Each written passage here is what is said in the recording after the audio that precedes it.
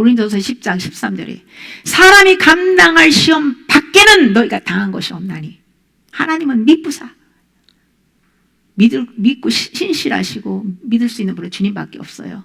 하나님은 미쁘사 감당하지 못할 시험 너희가 허락하지 않고 시험 당할 즈음에 피할 길을 내사 하나님께서 너희로 능히 감당하게 하시느니라 그 말씀하시잖아요. 하나님 말씀만 진리잖아요.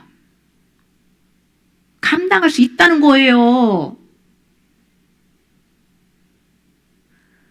그냥 죽을 것 같이 난리를 치지만 감당할 수 있다는 거예요. 제가 지난번에 대상포진 걸렸을 때 이 가슴하고 이 뒤 왼쪽으로 다 퍼졌는데 이 가슴의 통증이 너무 심해가지고 이렇게 잘 때 잠을 너무 아파서 설치고 딱 일어났는데 진통제를 좀 먹을까 생각이 딱 떠올랐어요. 너무 아파서. 그런데 하나님 허락하지 않은 질병이 어디 있나요? 제가 지은 죄가 얼마나 많은데 당연히 마땅히 받아야죠. 주님 감당하겠습니다.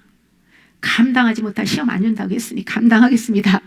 이렇게 기도 딱 하는 순간 통증이 딱 멈춰버리더라고요. 감당하게 해주세요.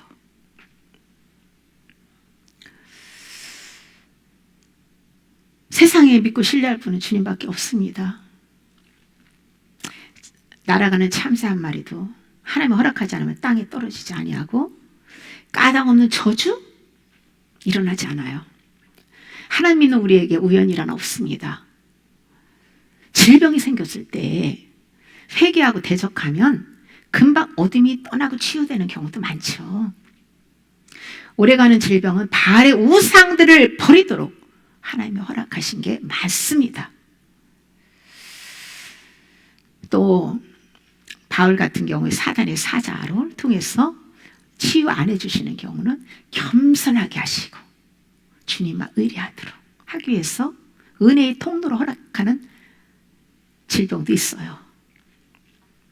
하나님께서 의인의 간구를 잘 들어주시는 것은요, 일단 죄와 우상들을 버리고 하나님 뜻에 순종하기 때문이에요. 참고로 죄와 상관없이 의인에게 찾아오는 질병도 있습니다.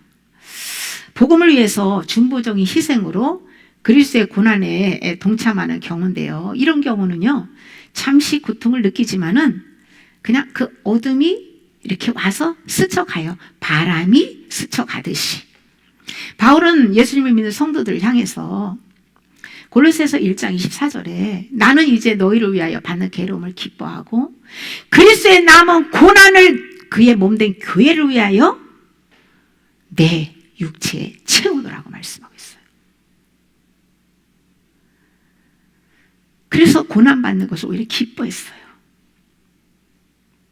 복음을 전하는 가운데 따라오는 온갖 고난도 있지만은 그 영적으로 어둠의 영전이 대신 그 다른 사람의 사망의 짐을 받고 내 생명을 공급해서 살려주는 그런 고통, 그런 고난이 사실은요 더 힘들어요.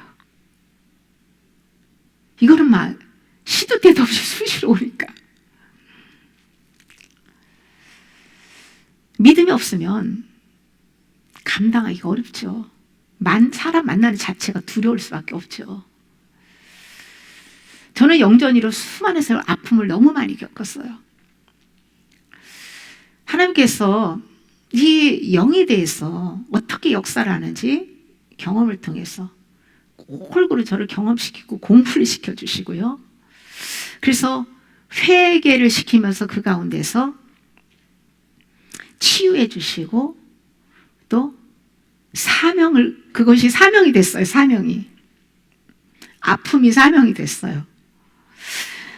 성령의 역사로 사망의 짐을 받아주고 생명을 공급하여 평안을 주는 이유는요, 그 사람을 그리스도께로 인도하기 위해서예요.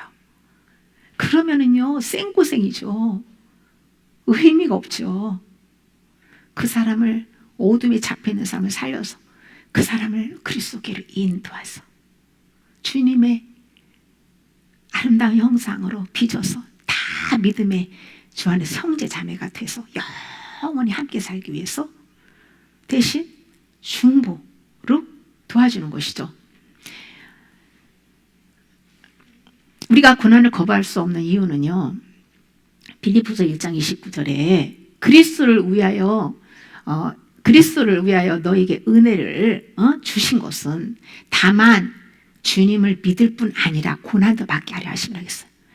주님을 믿는 걸로 그치는 게 아니라 고난도 받게 하기 위해서 은혜를 주셨다고 말씀하고 있어요.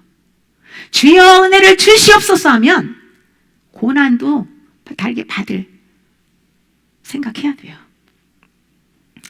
이 땅에서 주님을 위해서 받는 고난은 잠시 잠깐이죠. 생명을 살리기 위해서 사단과의 그 전쟁은요, 필수입니다. 하나님께서 일부 영전일을 허락하세요. 일부. 그것을 통해서 어떤 영인지, 또 이 사람이 이 부분에 치유가 됐구나를 내가 내게서 확인할 수가 있어요. 영전일을 통해서. 그 사람이 말하지 않아도 영전일을 통해서 알 수가 있어요. 어떤 영에 묶였는지, 음란에 묶였는지, 탐욕에 묶였는지. 그 사람은 모르는데 받는 사람은 알아요. 이게 신비예요. 이 영의 세계, 영적인 게 실제예요. 감각은요, 육체가 아니라 영이 느끼는 거예요.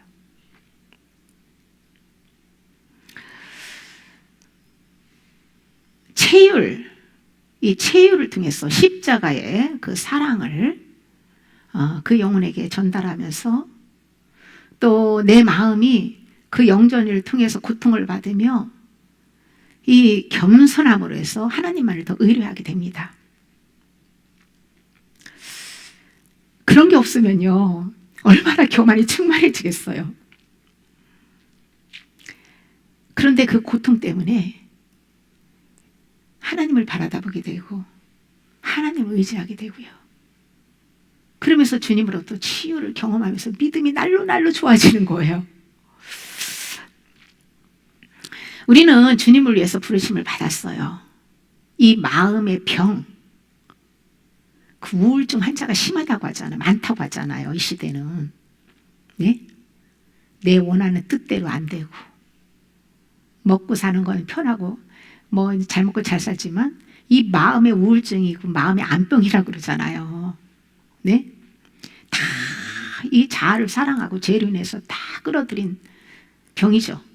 근데 육체의 이 질병도요, 죄를 회개하고 주님을 위해서 살기 위해서 치유를 구해야 돼요. 더 이상은 이제 나를 위해 살지 않고 이제 주님을 위해서 살겠다는 결단을 가지고 치유를 구해야 합니다. 주님이 가늠한 여인에게 뭐라 했습니까? 나도 너를 정죄하지 않는다. 그런데 다 가서 다시는 죄를 범하지 말라고 하잖아요. 다시는 죄를 범하지 말라. 이것이 중요해요. 죄사함을 받은 후에 죄를 지었을 경우에는요, 징계가 따릅니다.